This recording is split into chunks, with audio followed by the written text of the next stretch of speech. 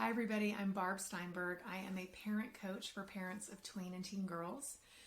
The other day I had a little moment with my own teenager that I live with. I have a 15-year-old son, go figure, since my whole life is surrounded by and dedicated to girls. I walked up to him without saying a word and I gave him a kiss on the cheek. As I gave him a kiss on the cheek, he said, "I love you." Now, I don't have a son that walks around saying "I love you" all the time to me. He has a really big, feisty personality, kind of a lot like his mom, just saying. And I was taken aback by it. It was so sweet and, I don't know, a little bit out of character. He is a super sweet guy with a big heart, but that's not something that comes out of his mouth regularly, out of nowhere. And it really just drove home the point that I say a lot, that, you know, when our kids are little and they're like little, I have a niece that's almost 4, and, you know, when they're toddlers, we're all over them. We're hugging and kissing and playing and tickling and catching them and throwing them and doing all these fun things where there's a lot of physical touch involved that is sending the message, "I love you, I think you're awesome," you know, all of that.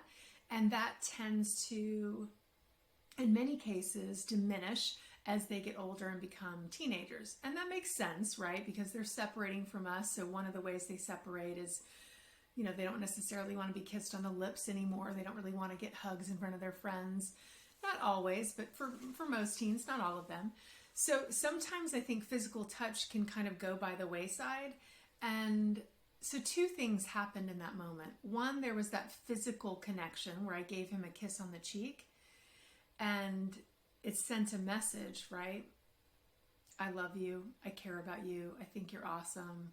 I just wanted to connect with you," without saying a word. So I didn't say anything to him. I just gave him a kiss on the cheek.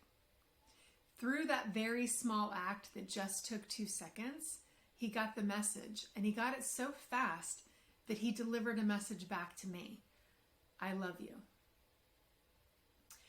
So I'm sharing this with you to remind you to keep those hugs and those kisses and the nonverbal physical touch, keep them going.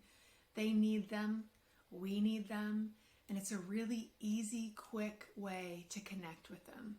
And you might be surprised, like I am, what comes back at you after sharing that with them. So let me know in the comments below how you stay connected with your teen girl, how you have found physical touch helping your relationship with her. And I hope that you'll share this with all of your friends that are moms and dads of tween and teen girls too. So thanks for listening, everybody. I'll see you next time.